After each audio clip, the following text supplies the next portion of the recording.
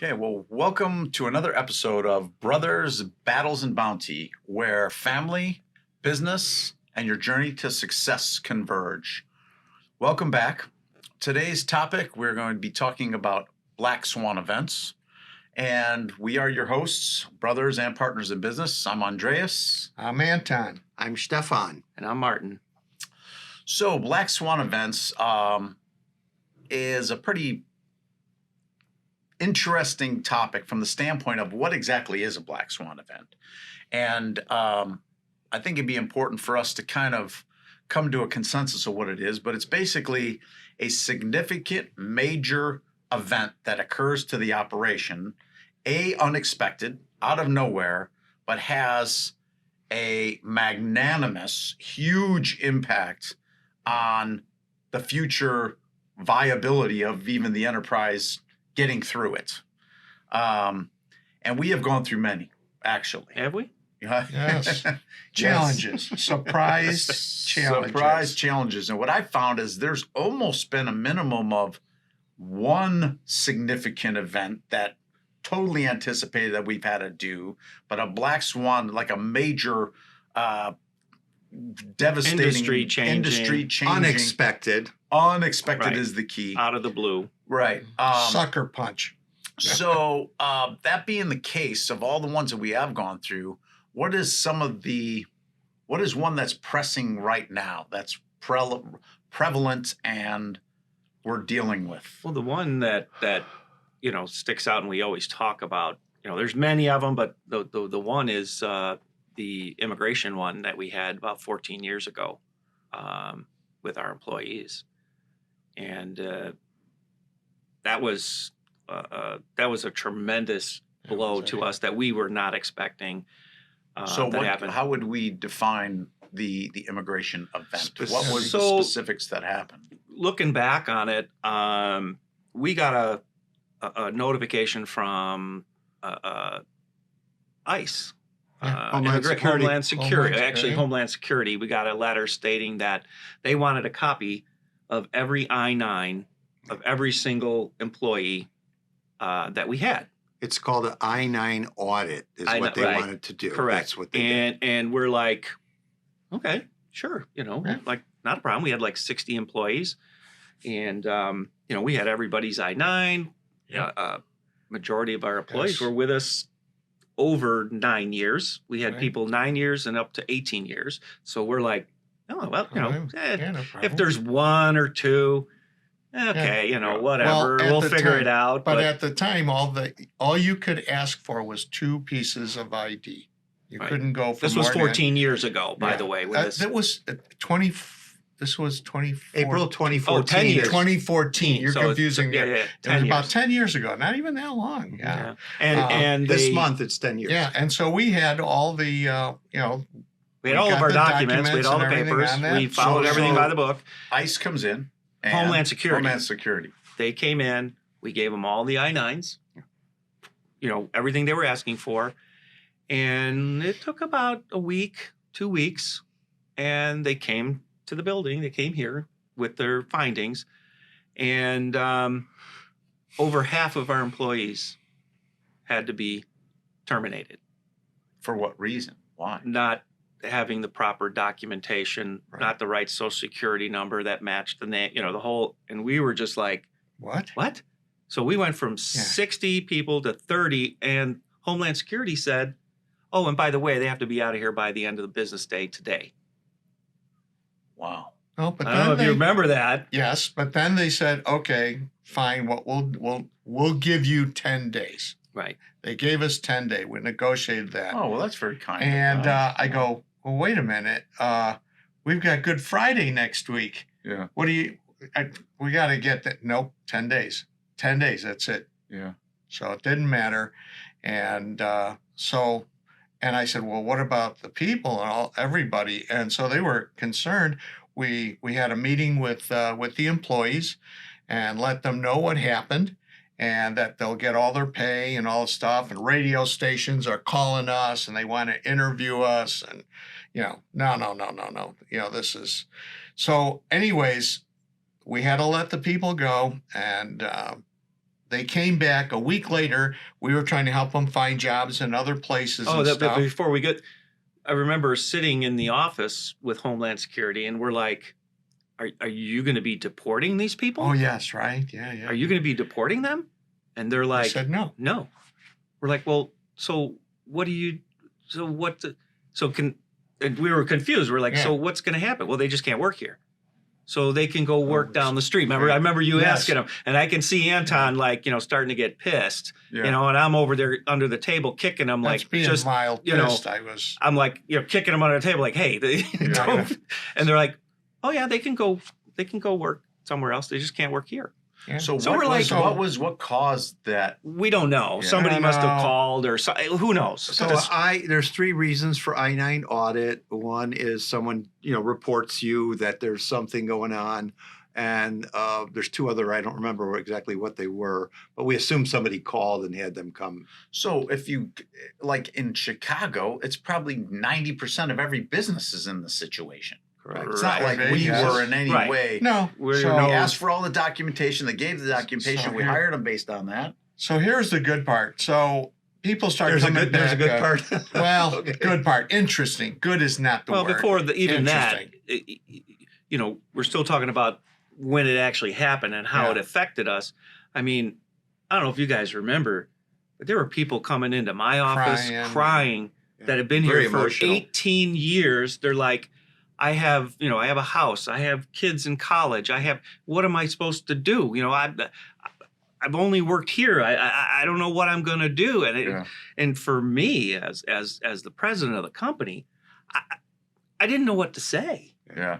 I started That's tearing terrible. up We with some of these lost- people. It just was We lost lost 350 years years of experience. from those employees. I have a question.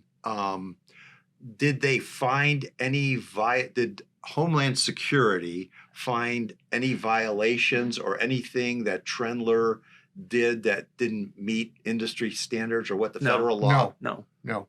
Only Okay. that if we would keep them beyond the time, the 10 days. Once we were notified. Once we were notified, if we would keep them, it would cost us, I think it was $15,000 a day per person if we kept them beyond the 10 days. Wow. But someone else could hire them Yes. using the I-9 process, Correct. and they would be Yes. okay. Correct. So there was Yes. no. It It No, made we no had- sense. So we had And no Anton was violation. telling the guy this in the office. He's like, you know what? You guys don't make any damn sense whatsoever. There's a You guys are federal out of guys. your Yeah. effing mind. Yeah. And that's when I started kicking Yeah, yeah. Anton, like, hey, this isn't settled yet. Don't be, Yeah. you know, These don't be. people are working, they're making Homeland a living Security's the here. feds. You don't want Yeah, to. you don't wanna- They're making a living. Now all of a sudden you're telling them that they can't work here anymore.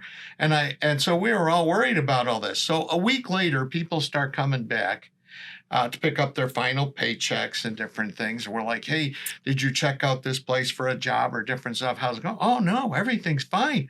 In fact, Spires goes, I got a cell phone. We've got some EBT cards. EBT cards, so we get that. We got free insurance. We don't have to contribute like we did to the company insurance, health insurance. It's totally free for us, and we have different stuff. She goes, we're doing fine. It's really good.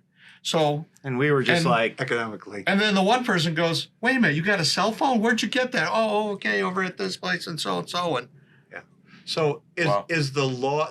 Has the law changed, or is it still the same from 10 years ago? This I-9 process and this whole. Has anything changed? I I don't would think think it's so. the I same. don't. It's the same. It's the same. So we then decided that we were going to e-verify so that we Oh, don't yeah. run into the same thing again, where first of all, it was a major hit to our business. business. I mean, Yeah. we were struggling. We 50% of the workforce. we were like 300 years experience of it almost specific. put us out of business. yeah, And We had to and retrain you know we people got and people in, stuff. and that's when we started doing the e-verifying. Yeah. You know, Yeah. hey, we're going to e-verify because if we hire anybody from now on, we want to make sure that they're not But- going to take them on. and then to find So out that it's Illinois, my you know, understanding to your you can't even question, e-verify. Stefan, is since then, I believe Illinois, because it's classified as a sanctuary city and with all the immigrants coming in, they have done a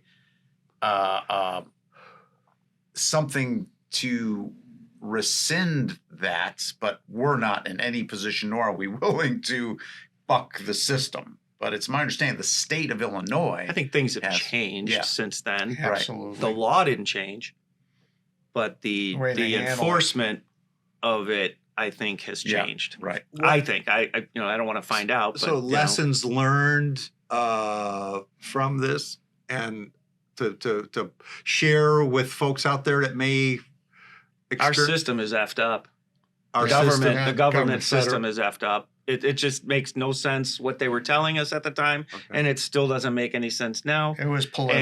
And it's just you have to, as a business, you know, you have to learn how to navigate through these waters, knowing that, you know, this is going to work and this and that, and we, you know, you have to take a chance and just work, work And Jen, within the just hire system. you just you know, E-verifiable. Even, verifiable even then, people, it's yeah. you know, And it's tough, especially nowadays. I mean, it's hard to get regular employees to come in, and then you got E-Verify on top of it. Complicates it. Yeah. But Does it make it been easier able to- or harder? It makes it harder. Makes What- it harder.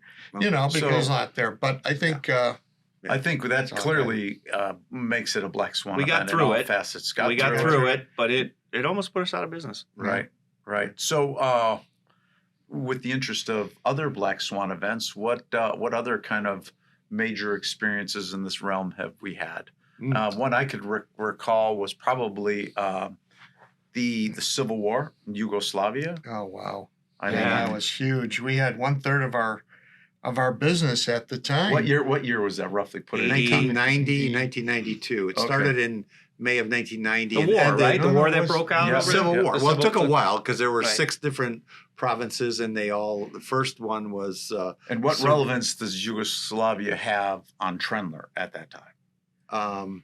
the Yugoslavia had a very unique system of socialism and capitalism under Tito. But to summarize, because we don't have a lot of time, there was a huge furniture mecca, because they have a tremendous amount of European beechwood, which is great for building furniture. And they built factories, and their main metric in Yugoslavia was how many people they could hire to produce the furniture. And obviously, the U.S. was the major consumer of all that furniture. And so they started setting up distribution centers in all the major urban areas, and they assembled them here, and they bought our Yeah, swivels and factories opened up in the United States, States. all different All over. regions of the distribution United centers. States, Yeah. and they would Imported the purchase wood the wood from parts Yugoslavia. from Yugoslavia, assemble the bar stools, the chairs, And then we supplied the and we swivels. supplied The the swivels swivel, and rings, swivels and, and bar rings to stool all rings. of them. And they What sold percent them of Trendler's business was it? One-third. almost 40%, just under 40%. 38%. Yeah. Yeah. Wow. And So then when the war- Civil War broke out, and how did that impact Trendler? and the overnight. business? Source of supplies started to dry up. They couldn't get their materials from Yugoslavia to distribute here, and the country went from being united into, Slovenia, Croatia, Bosnia, Serbia, Kosovo. Each one had factories in the different areas, and they were shooting, killing, and they couldn't get Yeah. supplies. Wow. And so everything shut down. It took a while when they consumed all the inventories and things. They couldn't So replenish. basically, just never and they researched, couldn't, never did anything. you know. to So come back. as entrepreneurs here, they being the distribution centers Yep. are like, okay, we can't get the materials from Yugoslavia. Yugoslavia. That's when they went They went over to Canada. They went to Canada, which Taiwan. went Taiwan, and then mainland China. And when it Mainland went to China. mainland China, then that's when it really impacted us Yes. too, because all So the parts. so interesting. So back to the when it was happening, what I recall was right after the war, we were still reeling from how to adapt to this Black Swan event and how we're going to recover 38% of the business that we just lost. And I recollect that both you, Stefan, and you, Anton, were going to go there to go visit To see all what of the we could- factories. And I remember me personally freaking out, like, wait a minute, there's a tanks war going, going there's on. bombs going off. And you guys, We're going to we'll hit be some- fine. I'm like, what do you mean you're going to be fine? Yeah. And to tell a little bit about that. We had some great all that. pictures. We got great pictures, and we went into Croatia, and we had a driver that took us down into Mato. Mato, and took us down in there, and all the bridges were blown out. Every bridge. And every bridge. So we had to take these ferries across each one. We were going through. So you the saw signs wars. of war Oh, everywhere. there was tanks on the side road. The bridges, and then the few bridges that were there inside the towns, they had different sized tanks that was limit. That's how they talked about the limit that the weight of this bridge could take. And they had sandbags in the factories and in the homes, and every one of the homes had a cannon shot through it as they retreated. Do you remember the hotel in Zavada-Vici in where they Bosnia? shot the rocket They through there? used the third floor as the hospital during Yes. the war, and we were on So the you second actually floor. saw buildings destroyed? Oh, they were blown blown up? everywhere. What about everywhere. hotels? Where did you stay? We stayed in a few hotels that happened to put themselves together and salvage some rooms and stuff. Yeah. The people were very, what should I say? They were already numbed to it. Yeah, they were in shock. It was Yeah. interesting. So the psychology, PST was everywhere. We were just Wow. So how did we get through? So- I mean, almost 40% of our business gone almost overnight. So the frustrating part was we started doing more and more trade shows. Our business was continuing to grow, but that attrition. So we were like kind of staying even. The first so we year were growing by 30, 40, but we lost, lost, right. so we were So staying we in were peace. stuck in zero growth for a couple of years, 3-5 years. Actually, the Yeah. 90s, we were just treading. Everything we lost, we made up, but we weren't growing beyond where we were at that point. Reflecting on that, It was really You guys came really into sucked. the business right at that time Right. also. so You and reflecting on 98, that, yeah. I'm thinking about, we're talking about Black Swan events and what we've done Yep. as a result. I mean, to actually think we lost that business and you guys went into a war-torn area to recoup the business while to the see. war was still going on. So you want to talk about kind of bleeding edge entrepreneurial, Yeah. try to resolve the business situation. That's amazing. So I mean, the amazing. summary, it went from Yugoslavia, the distribution and the sales went from Yugoslavia to Canada. which we still kept some of the swivel business. Quebec was right? a mecca of furniture manufacturing. There was a number of U.S. manufacturers, but Canada was the main one in Quebec. Okay. The wood industry, Right. we got all that business kind of shuffled over there. And then from Quebec, it lasted about 2 or 3 years. It went to Taiwan. Okay, we followed the Taiwanese were very difficult. The Quebec, the Canadians French were like Canadian. dealing with the Yugoslavs. Great relationship, Yeah. great culture, great entrepreneurs. The Taiwanese were totally different, aggressive. Totally different culture. Every order was way what's of your price, doing what's your price, where you establish a price and then Yeah. but in Taiwan, that was the thing. It was everything. yeah. And then China was a couple of years after that. Got but it. we Wow. we followed that market. Trying to find the The opportunities. where we barstool could. manufacturers. Definitely. And that forced yeah. us into making, the complete product line like we're doing now. Correct. We started making chairs and bar stool. We're like, we can't Yeah. survive on just swivels and Correct. rings. Right. So we started getting into, the different making That was the chairs and that bar was- stools. That was the catalyst. was That the was the catalyst. evolution of the Yes. learning from that Black Swan. The entrepreneur, Yeah. as Yes. entrepreneurs, to replace that, we were just following our customers, what our customers were buying, and they were buying chairs and bar stools from other folks. Wow. And so we started adding the parts. So, Yeah.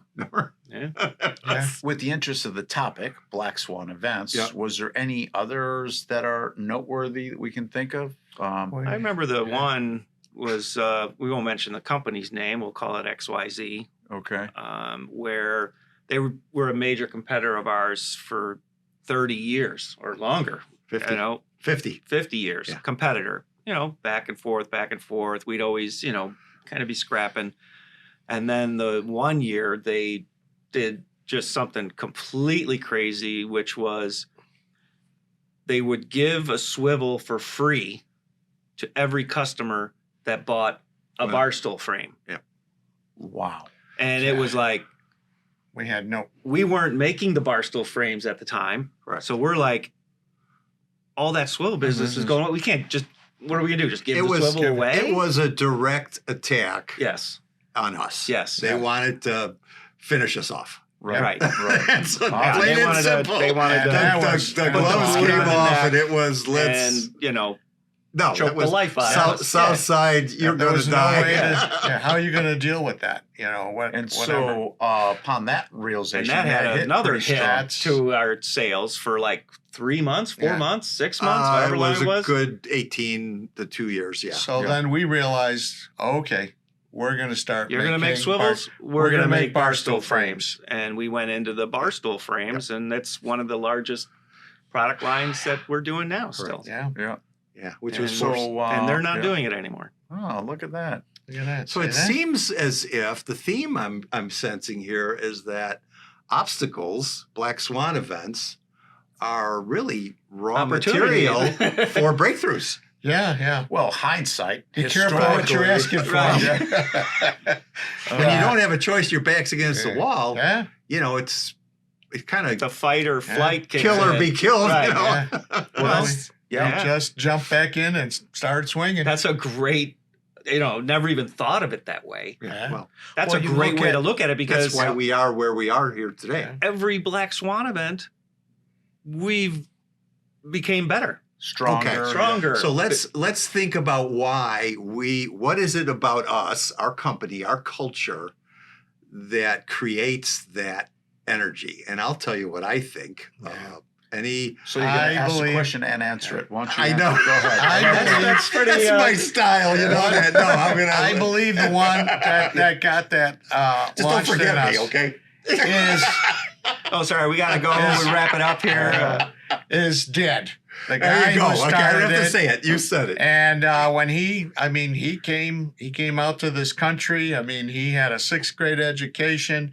He never let anything get in his way. He didn't know how to speak English. He learned the He language. was a He sheep learned his herder. stuff. He was a sheep He herder was in a Yugoslavia. sheep herder and various different And didn't things. even own his own sheep. And No. and he He took didn't? No, I know. he took all kinds of risk. And I remember one guy talking to Dad and said, "Tony, why would you take this risk? This is, this could put you under." He goes, "Risk?" He goes, "I've been through life and death situations. I've been on a firing line. I've been through all kinds of stuff." He goes, "This risk? I'm not going to lose my life over it. If I lose some money, I'll figure another way to do it." Yeah. And that, I think he inspired and Yeah. put that Well, into us. he even fighter. said, "I came here with nothing, and if I lose everything, Yes, I'm he just said back that to too. where I was when I started. I'll just do it again." Yeah. When we did you want to say something? No. I'm just When we were- I'm it's real excited about When we this, and were it's when we were inspirational. kids, a story Dad told me was he was always a little guy. He was probably like 10 or 12 years old. And there was this big guy, bully, push him around, smack him around, always give him a hard time. And one day he just got so fed up, he took a shovel and he hit him over the head with the shovel and knocked him out. And then told me that, holy cow, That's kind of like a David and Goliath. It is, story. right. Yeah. It is kind of. I like it. But he hit the guy over the head with the shovel. Okay, he was tired of it. Yeah. Okay. But the point is, it inspires this fight or flight thing, Yeah. We're fighters. Yeah. When somebody attacks us, tries to do, we Yeah. go It's into their worst combat nightmare mode. if they come after us. Well, we go into combat mode. So Right. it's kind of like a word that I heard. The word is anti-fragile, and it's kind of so if you're fragile and forces get exerted upon you, what happens? You crumble. You crumble. Yeah. If you're resilient and forces that get exerted upon you, what happens? You just kind of Yeah, fend it off. Fend it off. But if you're anti-fragile, it's because there is no word for it. When forces get exerted upon you, you get stronger. Mm. It's like lifting weights. You first start, you can't do it. You keep lifting, you get stronger. It's the force against, so the black swan events are like an anti-fragile element that helps us get stronger, not weaker. There's an or element of crumble. that going on. That's kind of the vein of what yes, we yes. we kick into a different gear when But it's we're threatened. it's entrepreneurship that kicks in. The survival, the hey, this business, we want to make it work. We want to. It's in a lot of people, but I think some of it is in other businesses, it's suppressed. That survival kind of if you're working for a company, you're going to be like, well, I'm not going to put my quote unquote life on the line to turn this thing around. But if you own the business and you're vested in it, most of the time you're going to do whatever the hell it takes. But not everybody has that ability. That's a great point.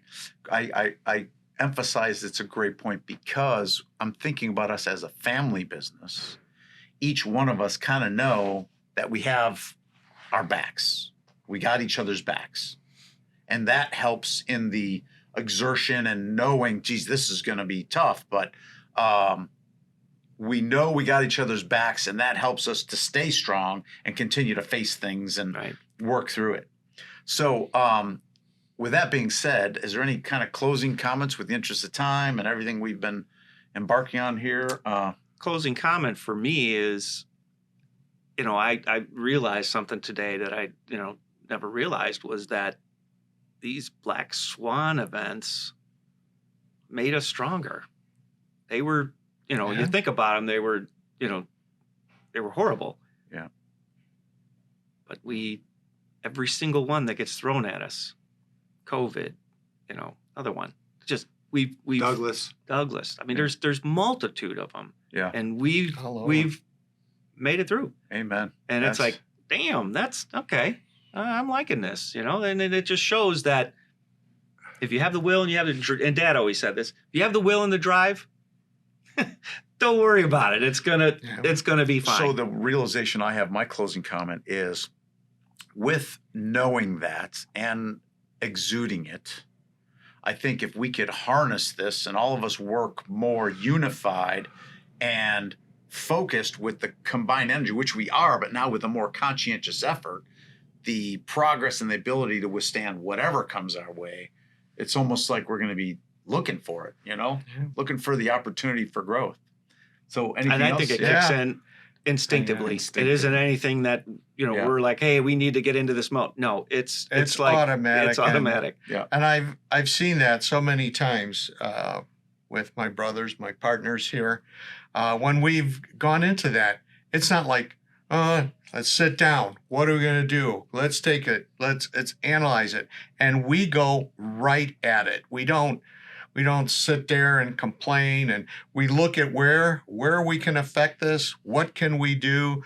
With what we have, and we sit down strategically, and each person comes in with their various different ideas and different things, and we resolve these issues. We've done this over and over again, and I know that no matter what that's going to get thrown to us, we've got that willpower, we've got that drive, and we've got the team. Andy said it perfectly before. You take one stick, you can break it. You put four of them together, you can't break it. Amen, brothers. My closing comment simply is the entrepreneurial spirit is very alive and well in our company.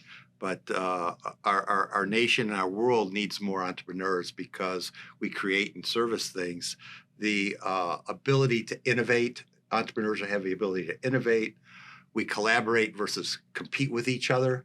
And we leverage technology to expand upon our ability to make things better. And we have, with the computer chip in today's world and the innovation and the collaborative effort, there isn't anything that we can't conquer and expand upon. Yeah. It's just a matter of focus. Yep. So Awesome. Well put. Amen to you guys. Yeah. Well, brothers, partners, thank you. That was another great episode. So for our audience, we want to thank you immensely for your time listening, taking time out of your busy schedules to watch us and or listen to us. If you have any questions, concerns, thoughts, please share them with us. We will address them directly.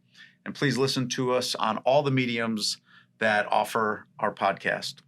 Check out our website or our LinkedIn page or our YouTube page. Subscribe to YouTube. We want to get to 100 subscribers. We're at 85 right now. Excellent. Awesome. Thank you. With that being said, till next episode, thank you. Thank you. Thank you.